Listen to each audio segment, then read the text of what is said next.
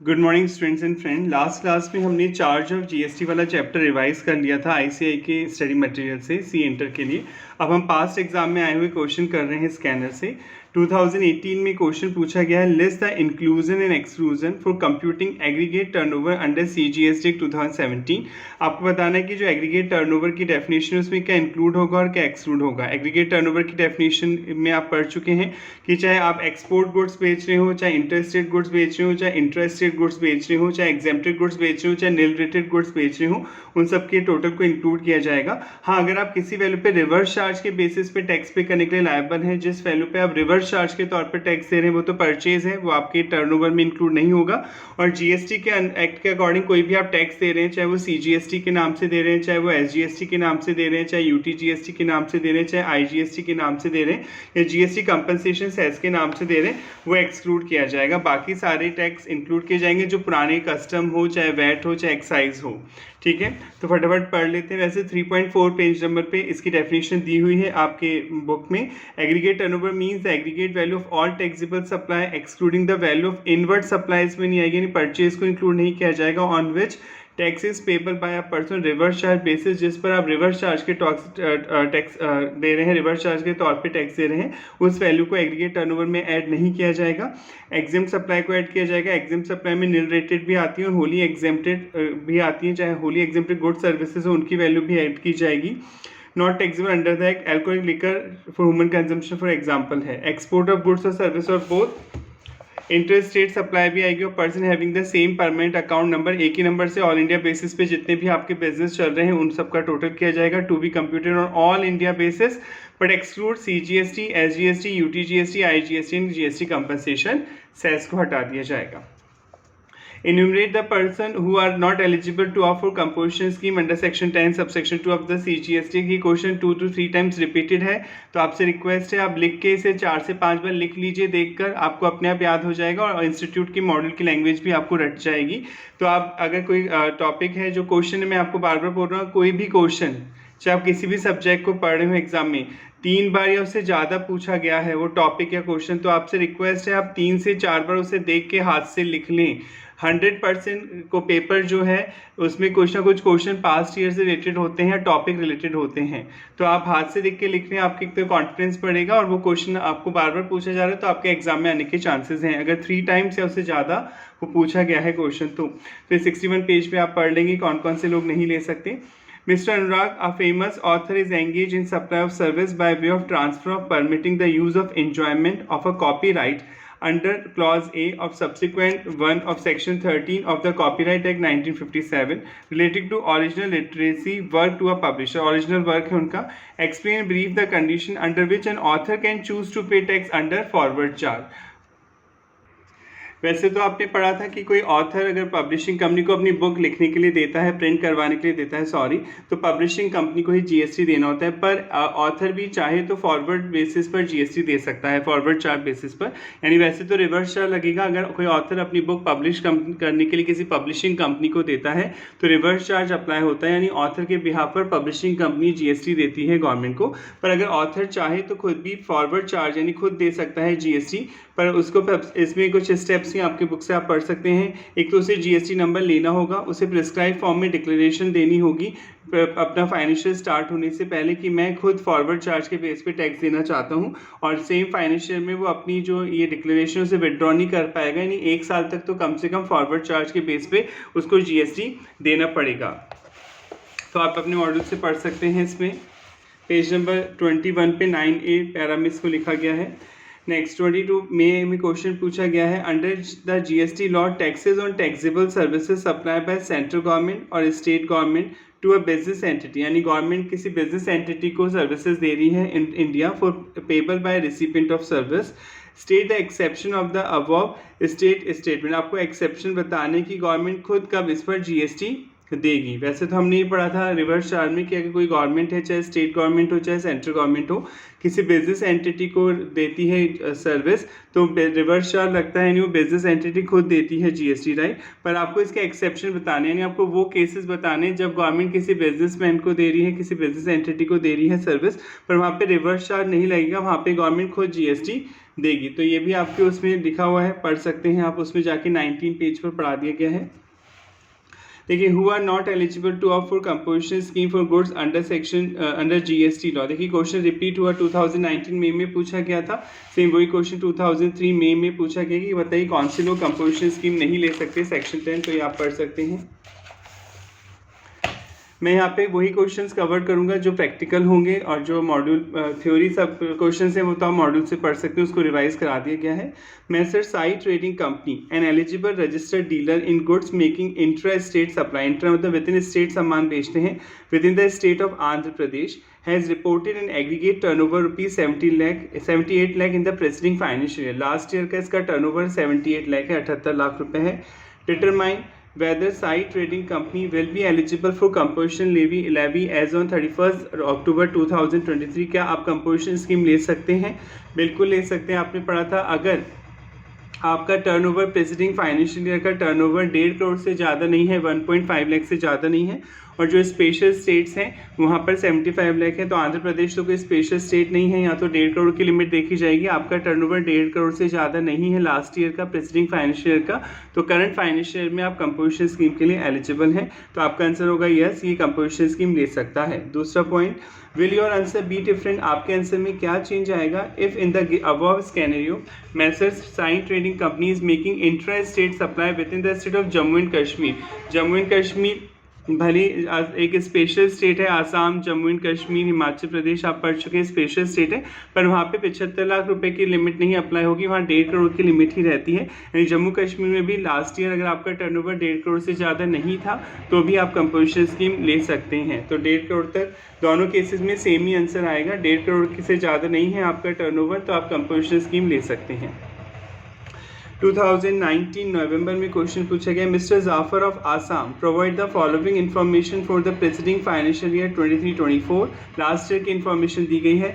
You are required to find out the aggregate turnover for the purpose of eligibility of composition scheme and determine whether he is eligible for composition scheme और not for the financial 24-25। आपको last year की sale की detail दे रखी है mister Jafar की, जो कि आसाम में काम करते हैं, आसाम में बिजनेस करते हैं। आपको इनका टर्नओवर निकाल के ये चेक करना है क्या ये कंपोजिशन स्कीम के लिए एलिजिबल हैं या नहीं है। तो आपने पढ़ लिया था कि आसाम में 1.5 करोड़ ही लगेगी लिमिट, ठीक है। आसाम में अगर आपकी जो सेल है वो 1.5 करोड़ से ज़्यादा नहीं है तो आप कंपोजिशन स्कीम के लिए एलिजिबल हो सकते हैं। तो पहले हम चेक करेंगे यहाँ पर, इसके पहले क्वेश्चन में देखिए क्या क्या दे रखा है। एग्रीगेट टर्नओवर में आप पढ़ चुके हैं, एग्रीगेट टर्नओवर में एग्जेम्प्टेड गुड्स की सेल भी आएगी, इंटरस्टेट सेल भी आएगी, इंटरस्टेट सेल भी आएगी, आप नील रेटेड गुड्स बेच रहे हैं वो भी जुड़ेंगे, होली एग्जेम्प्टेड गुड्स बेच रहे हैं वो भी जुड़ेंगे, और एक्सपोर्टेड गुड्स की वैल्यू भी जुड़ेगी। केवल 2 चीज़ें नहीं जुड़ेंगी, एक तो इनवर्ट सप्लाई, अगर आप रिवर्स चार्ज के तौर पर किसी वैल्यू पे टैक्स दे रहे हैं, इनवर्ट सप्लाई परचेज, उसे आप सेल में ऐड नहीं करेंगे। और जीएसटी के नाम से कोई भी टैक्स लग रहा है, चाहे वो सीजीएसटी हो, चाहे वो एसजीएसटी हो, चाहे वो यूटीजीएसटी हो, चाहे वो आईजीएसटी हो, चाहे वो जीएसटी कंपनसेशन सेस हो, उसे हटा दिया जाएगा। हाँ, बाकी कोई पुराना टैक्स लग रहा है जो जैसे एक्साइज, कस्टम, जो पुराने टैक्स है वो तो जुड़े ही रहेंगे, उन्हें नहीं हटाया जाएगा। अब चेक करते हैं। Value of taxable outward supply, outward supply मतलब सेल है, out of the above 10 lakh was in course of interstate transaction. हाँ, तो क्या हुआ, इंटरस्टेट हो चाहे इंटरस्टेट हो, लास्ट ईयर की सेल है ना, एक बार कंपोजिशन स्कीम लेने के बाद आप इंटरस्टेट सेल नहीं कर सकते, पर लास्ट ईयर का टर्नओवर देख रहे हैं अपन तो लास्ट ईयर तो चाहे इंटरस्टेट हो चाहे इंटरस्टेट हो, एलिजिबिलिटी चेक करने के लिए तो वो इंक्लूड की जाएगी सेल में, तो आप इसे इंक्लूड करेंगे 50 लाख, ठीक है। Value of exempt supply which include 30 lakh was receive as interest on loan advance. आपने हाँ ये पॉइंट पढ़ा था कि अगर आप कंपोजिशन स्कीम लेना चाहते हैं तो ये चीज़ें आपके टर्नओवर में ऐड नहीं होंगी। एक तो इनवर्ट सप्लाई पे अगर आप रिवर्स चार्ज के तौर पर जीएसटी दे रहे हैं, यानी वो परचेज पे अगर रिवर्स चार्ज के तौर पे जीएसटी दे रहे हैं वो वैल्यू नहीं जुड़ेगी। जीएसटी में के नाम से कोई भी टैक्स दे रहे हैं, चाहे वो सीजीएसटी हो, चाहे वो आईजीएसटी हो, चाहे वो यूटीजीएसटी हो, चाहे वो एसजीएसटी हो, चाहे जीएसटी कंपनसेशन सेस हो, वो भी नहीं जुड़ेगा। और अगर आपने कहीं पे अपना बिजनेस का पैसा इन्वेस्ट कर रखा है, आपको कोई लोन पे डिस्काउंट या इंटरेस्ट मिलता है, वो भी नहीं जुड़ेगा। तो ये इसमें लिखा हुआ है 30 लाख तो इंटरेस्ट की वैल्यू है, इसमें तो इंटरेस्ट हटा दिया जाएगा, 70 में से 30 का 40 लाख सेल मानी जाएगी। Value of inward supply on which he is liable to pay tax under reverse charge नहीं जुड़ेगा। आपने पढ़ा था अगर आप कंपोजिशन स्कीम ले रहे हैं तो रिवर्स चार्ज के तौर पे जिस वैल्यू पे आप टैक्स पे कर रहे हैं वो वैल्यू आपके टर्नओवर में ऐड नहीं की जाएगी, इसे आप छोड़ देंगे। वैल्यू ऑफ एक्सपोर्ट को भी ऐड किया जाएगा, ऑल अमाउंट एक्सक्लूसिव, सारे अमाउंट में जीएसटी इंक्लूड नहीं है। अच्छी बात है, क्योंकि अगर जीएसटी इंक्लूड होता तो हमें हटाना पड़ता है, क्योंकि टर्नओवर निकालते समय जीएसटी के नाम से अगर कोई टैक्स सेल की वैल्यू में ऐड है तो आपको उसे हटाना पड़ेगा। तो आप एक तो ये 50 लाख लेंगे, एक ये 30 लाख हटा के 40 लाख यहाँ पर लेंगे, ये लेंगे नहीं इनवर्ड वैल्यू एक्सपोर्ट। तो टोटल जो टर्नओवर की वैल्यू आ रही है 95 लाख आ रही है, जो कि 1.5 करोड़ से कम है। तो आप कह देंगे मिस्टर जाफर कंपोजिशन स्कीम के लिए एलिजिबल है। आई होप यहाँ तक समझ में आ गया होगा। कोई डाउट है तो पूछ लें। तो आप देख रहे हैं बार बार कंपोजिशन स्कीम पे कितने क्वेश्चन रिपीटेड हैं। तो कंपोजिशन स्कीम सेक्शन 10 वाली बहुत बार आती है, तो आप अगर उसे लर्न कर लें। अगर आपको कॉन्फिडेंस नहीं आता है तो प्लीज़ 3 से 4 बार देख के उस चीज़ को लिख लें, अपने आप कॉन्फिडेंस डेवलप हो जाएगा। 2021 में सेम क्वेश्चन आया है, वही आपको इसमें निकालना होगा कि ये कंपोजिशन स्कीम के लिए एलिजिबल है नहीं। देख के पता चल रहा है 2021 जुलाई। पी लिमिटेड रजिस्टर्ड पर्सन है, provided following information for the October 23। आपको अक्टूबर मंथ की इन्फॉर्मेशन दी गई है। नीचे क्या क्वेश्चन पढ़ लेते हैं क्या पूछ रहा है। Explain the meaning of aggregate turnover. एक तो आपको एग्रीगेट टर्नओवर की डेफिनेशन देनी है सेक्शन 2 सबसेक्शन 6 में जो आपने पढ़ी थी। Compute the aggregate turnover P limited for the month of October. आपको इनकी सेल निकालनी है। All amount are exclusive GST, इसमें जीएसटी की वैल्यू इंक्लूड नहीं है सेल में। तो आपने पढ़ा था एग्रीगेट टर्नओवर की डेफिनेशन सेक्शन 2 सबसेक्शन 6 में पढ़ी है। आपने पढ़ा था कि एग्रीगेट टर्नओवर में ऑल इंडिया बेसिस पे सेम पैन नंबर से जो भी बिजनेस चल रहे हैं, एक ही नाम से सेम पैन नंबर से जितनी भी जगह आपके बिजनेसेस चल रहे हैं उन सब की वैल्यू ऐड की जाएगी। अगर आप इंटर स्टेट बेच रहे हैं तो भी ऐड होगा। इंटर स्टेट यानी एक स्टेट से दूसरे स्टेट बेच रहे हैं वो गुड्स की वैल्यू भी ऐड की जाएगी। एक्सपोर्ट कर रहे हैं उनकी वैल्यू भी ऐड की जाएगी। एग्जेम्प्टेड गुड्स बेच रहे हैं, निल रेटेड गुड्स बेच रहे हैं, उनकी वैल्यू भी ऐड की जाएगी। हाँ, किसी भी तरह का जीएसटी के नाम से कोई टैक्स अगर इंक्लूड है तो वो ऐड नहीं किया जाएगा। और इनवर्ट सप्लाई मतलब जिस पे आप रिवर्स चार्ज के तौर पे जिस परचेज वैल्यू पे इनवर्ट सप्लाई पे आप जीएसटी पे करने के लिए लायबल है उसे भी इंक्लूड नहीं किया जाएगा। अब पढ़ते हैं intra state outward supply. Outward supply मतलब सेल। इंट्रा स्टेट मतलब विद इन स्टेट बेच रहे हैं तो ये तो ऐड होगी, तो इसको तो ऐड करेंगे टर्नओवर में। Inter state exempt outward supply, चाहे एग्जेम्प्टेड हो, चाहे निल रेटेड हो, चाहे फुली चाहे पार्टली एग्जेम्प्टेड गुड्स हो, सबकी वैल्यू जुड़ेगी तो ये भी ऐड करेंगे। Turnover of exported goods, export की वैल्यू भी ऐड होगी। पेमेंट ऑफ आईजीएसटी, किस जीएसटी के नाम से कोई भी टैक्स अगर है तो उसे टर्नओवर में ऐड नहीं किया जाएगा। अगर ऑलरेडी ऐड है तो उसे हटाया जाएगा। तो ये आईजीएसटी का पेमेंट है, इसे ऐड नहीं करेंगे टर्नओवर में। पेमेंट ऑफ सीजीएसटी, एसजीएसटी, ये भी जीएसटी के नाम से लग रहा है, इसे भी ऐड नहीं किया जाएगा। Payment of custom duty and export आप पढ़ चुके थे। जीएसटी के नाम से कोई टैक्स लग रहा है तो वो टर्नओवर में ऐड नहीं होगा, पर कोई पुराना टैक्स है जीएसटी के आने से पहले से लग रहे थे, कस्टम, एक्साइज, वैट, तो वो तो इंक्लूड होगा, इसे इंक्लूड किया जाएगा टर्नओवर की डेफिनेशन में।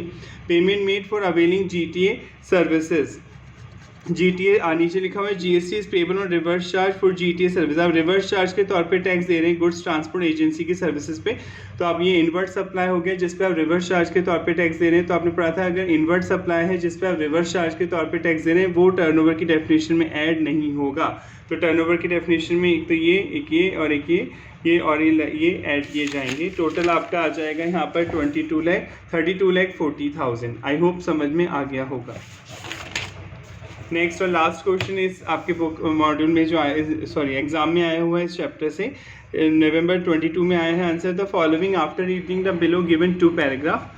Briefly discuss the relevant provision बताइए, डिसाइड द करेक्ट कंक्लूजन निकालिए, determine the validity of the given advice, ये करेक्ट है इनकरेक्ट आपको बताना है। Raju is engage in the manufacture of fly ash brick. आपने पढ़ा था fly ash brick notified goods की डेफिनेशन में आते हैं और ये नोटिफाइड गुड्स है जिसके लिए आप कंपोजिशन स्कीम चाहकर भी नहीं ले सकते, चाहे आपकी सेल 1 रुपये हो चाहे 10 करोड़ हो। Fly ash brick in the state of Kerala में बनाते हैं। He started activity in the month of April 24 में बिजनेस स्टार्ट किया and deal only in interested, आप सेम स्टेट में ही सामान बेचेंगे। His tax consultant advise him to register under composition levy. आपका जो टैक्स एडवाइजर वो आपको कह रहा है कि आप कंपोजिशन स्कीम में रजिस्टर करवाइए अपने आप को under GST. As Raju turnover is expected to be below 1 crore, क्योंकि आपका टर्नओवर 1 करोड़ से ज़्यादा नहीं होगा फाइनेंशियल ईयर में। तो आपने पढ़ा था, तो पहले तो आपको प्रोविज़न लिख के आना है, कंपोजिशन स्कीम कौन ले सकता है, पहले तो वो लिख के आना है। आपने पढ़ा था कि अगर जो स्पेशल स्टेट्स हैं उनमें 75 लाख की लिमिट है और जो नॉर्मल स्टेट्स हैं अदर देन स्पेशल स्टेट उनमें 1.5 करोड़ की लिमिट है। अगर लास्ट ईयर का आपका टर्नओवर प्रेसिडिंग फाइनेंशियल का टर्नओवर अगर 1.5 करोड़ से ज़्यादा नहीं है तो आप सेम फाइनेंशियल में 1 अप्रैल से करंट फाइनेंशियल में आप कंपोजिशन स्कीम के लिए अप्लाई कर सकते हैं। पर आपने पढ़ा था कुछ नोटिफाइड गुड्स हैं उनके लिए आप चाहकर भी कंपोजिशन स्कीम नहीं ले सकते। Paan masala, tobacco, ice cream, whether contain cocoa और नॉट, फ्लाई ऐश ब्रिक भी उसमें एक नाम आया था, तो फ्लाई ऐश ब्रिक्स के लिए आप चाह के भी कंपोजिशन स्कीम नहीं ले सकते। तो यहाँ पे जो टैक्स कंसल्टेंट है वो आपको सही एडवाइस नहीं दे रहा, आप लिख के आएंगे कि tax consultant is not correct. I hope ये चैप्टर आपको समझ में आ गया होगा। तो ये चैप्टर खत्म होता है। अब नेक्स्ट हम 4th चैप्टर रिवाइज करेंगे, प्लेस ऑफ सप्लाई।